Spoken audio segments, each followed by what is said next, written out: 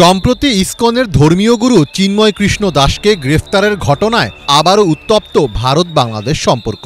জাতীয় পতাকা অবমাননা ও রাষ্ট্রদ্রোহের অভিযোগে তাকে গ্রেফতারের পরই ক্রমেই উত্তাল হচ্ছে পরিস্থিতি। ফলে প্রশ্ন উঠছে, কী ধরনের সংগঠন এই ইসকন, কি কাজই বা করে থাকে তারা। ইসকন মূলত ধর্মীয় ও আধ্যাত্মিক কার্যক্রম পরিচালনার একটি সংগঠন। ইসকনের প্রধান কার্যক্রমের মধ্যে রয়েছে মন্দির নির্মাণ, ধর্মীয় উপদেশ দেওয়া, শ্রীমদ্ ভগবত গীতার প্রচার, ভক্তি কার্যক্রম এবং দাতব্য সংস্থা পরিচালনা, মন্দির রক্ষণাবেক্ষণ এবং আধ্যাত্মিক অনুশীলনের পাশাপাশি সংস্কৃতি চর্চার অংশ হিসেবে যোগব্যায়াম ও শিক্ষামূলক প্রোগ্রাম করে থাকে সংগঠনটি। ভারতে ব্যাপকভাবে কার্যক্রম পরিচালনা করলেও ইসকনের জন্ম কিন্তু ভারতে নয়। 1966 সালে যুক্তরাষ্ট্রের নিউ ইয়র্ক শহরে গঠিত হয় ইসকন। সংগঠনটির প্রতিষ্ঠাতার নাম অভয়চরণা রবীন্দ্র ভক্তি বেদান্ত স্বামী প্রভুপাদ।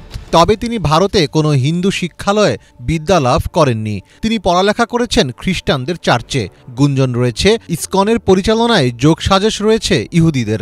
এমনকি ইসরায়েলে নিজেদের কার্যক্রম সক্রিয়ভাবে চালিয়ে যাচ্ছে ইসকন।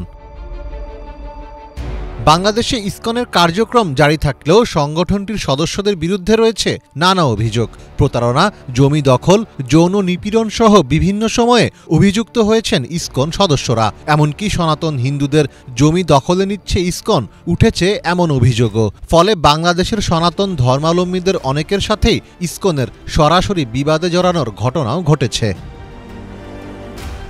সময়ের ব্যবধানে ভারতবর্ষের বাইরে বিশ্বের বহু দেশে সম্প্রসারণ ঘটেছে সংগঠনটির। তবে কিছু দেশে সংগঠনটি নিষিদ্ধ।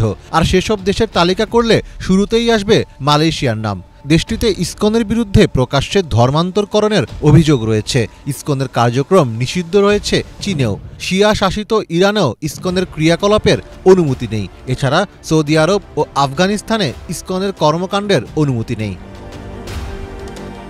সম্পূর্ণ নিষিদ্ধ না করলেও ইসকনের কার্যক্রম আংশিক নিষিদ্ধ করেছে ইন্দোনেশিয়া। এছাড়াও তাজিকিস্তান, উজবেকিস্তান, কাজাখস্তান এবং তুর্কমেনিস্তানে ইসকনের কার্যক্রমের ওপর কঠোর নজরদারি রয়েছে।